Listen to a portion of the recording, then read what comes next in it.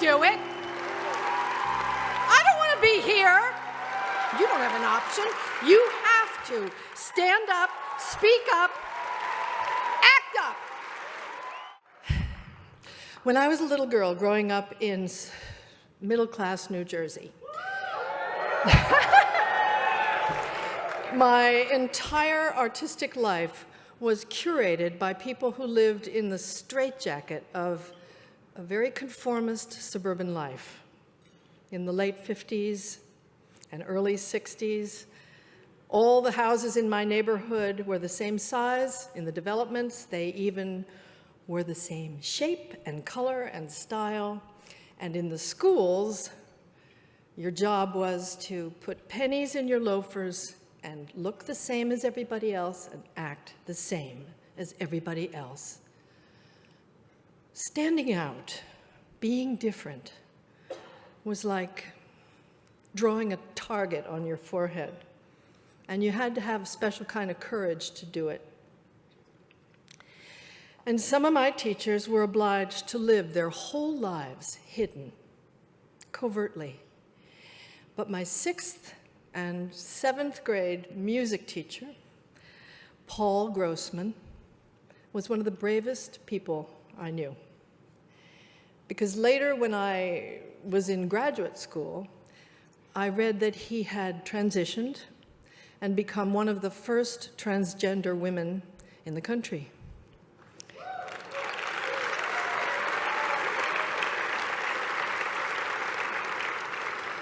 And after the operation, she reported back as Paula Grossman to our middle school in Basking Ridge, New Jersey, where she had taught for 30 years, and she was promptly fired.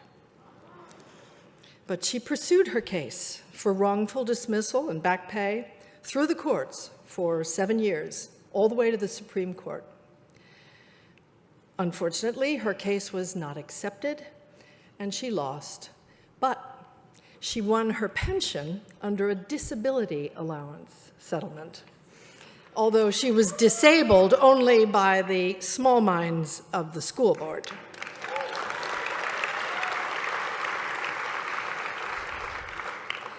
She was a garrulous, cantankerous, she was a terrific teacher, and she never taught again.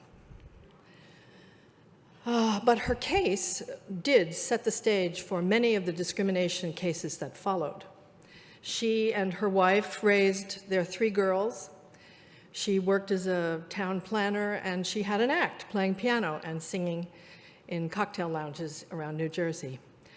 But I remember her as Mr. Grossman. And I remember when he took us on a field trip to the Statue of Liberty in 1961. And our whole class stood at the feet of that huge, beautiful woman, and we sang a song that he had taught us that was taken from the lyrics. The lyrics were taken from the poem by Emma Lazarus, engraved at the base of the monument.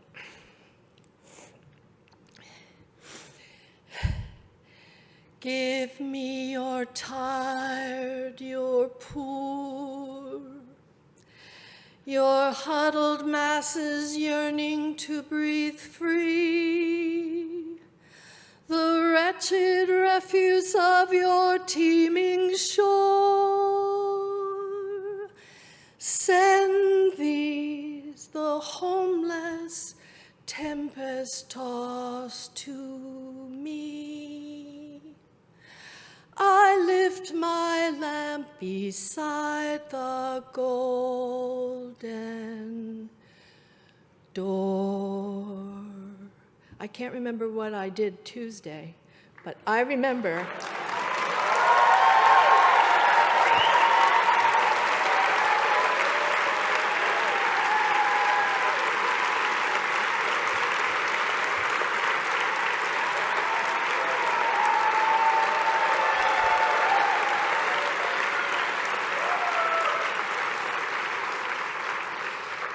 I remember that song Mr. Grossman chose to teach us.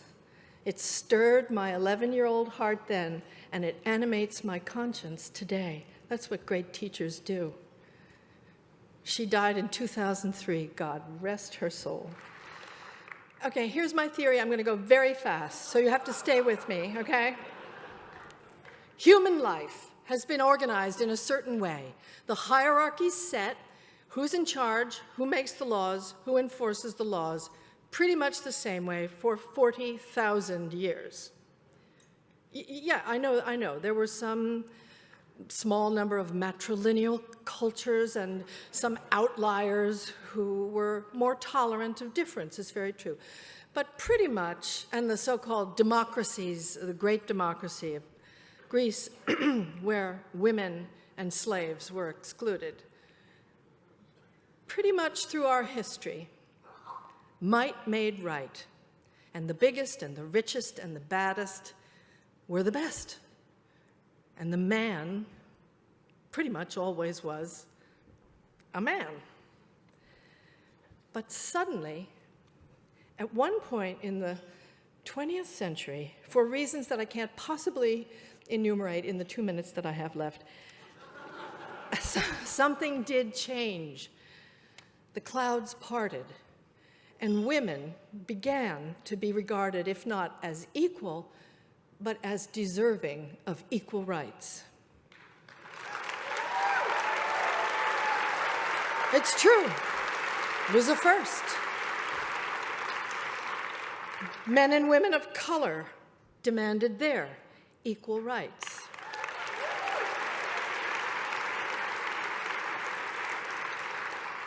People of a sexual orientation and gender identification outside the status quo also demanded their equal regard under the law. So did people with disabilities. We all won rights that had already been granted to us in the Constitution 200 years before, in theory. But the courts and society finally caught up and recognized our claims.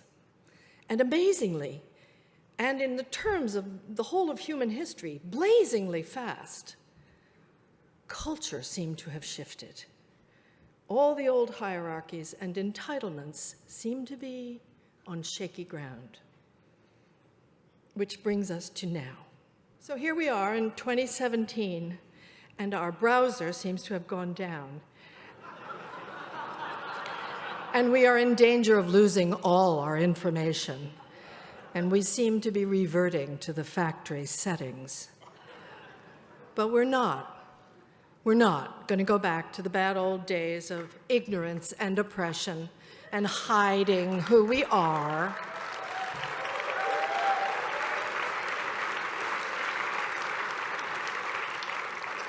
Because we owe it to the people who have died for our rights and who have died before they even got their own.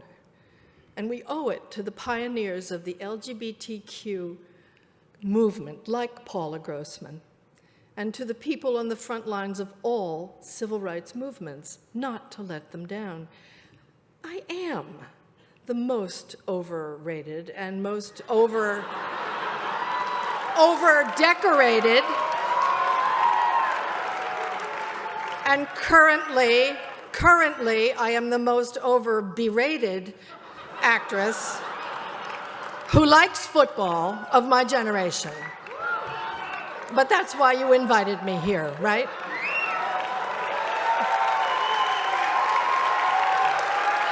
Okay. The weight of all my honors is part of what brings me here to the podium. It compels me. It's against every one of my natural instincts, which is to stay home.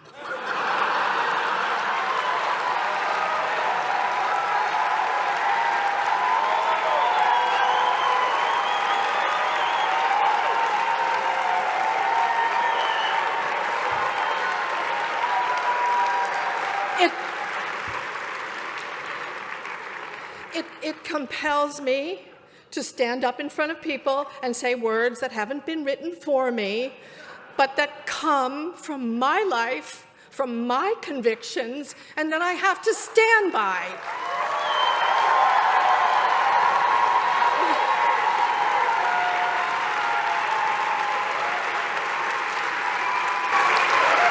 Because it's hard to stand up. It's hard. I don't want to do it. I don't want to be here. I want to be home, and I want to read and garden and load my dishwasher. I do. I love that.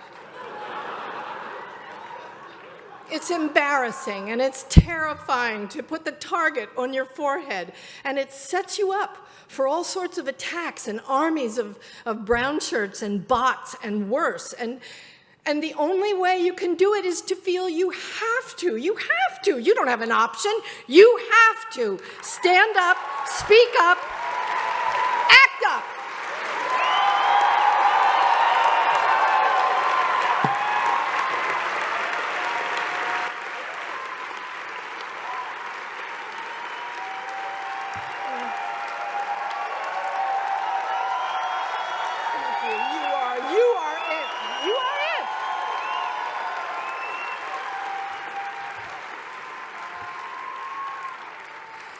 And when I load my dishwasher, from where I live in New York City, I can look out my window and I see the Statue of Liberty.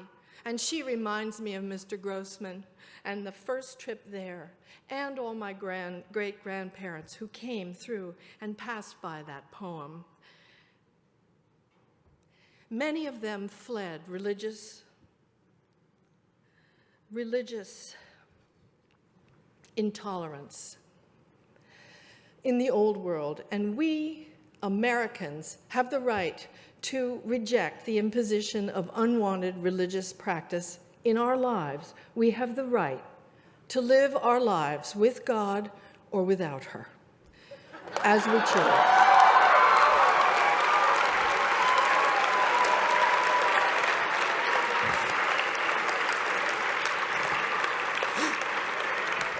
There's a prohibition in this country against the establishment of state religion in our Constitution, and we have the right to choose with whom we live, whom we love, and who and what gets to interfere with our bodies.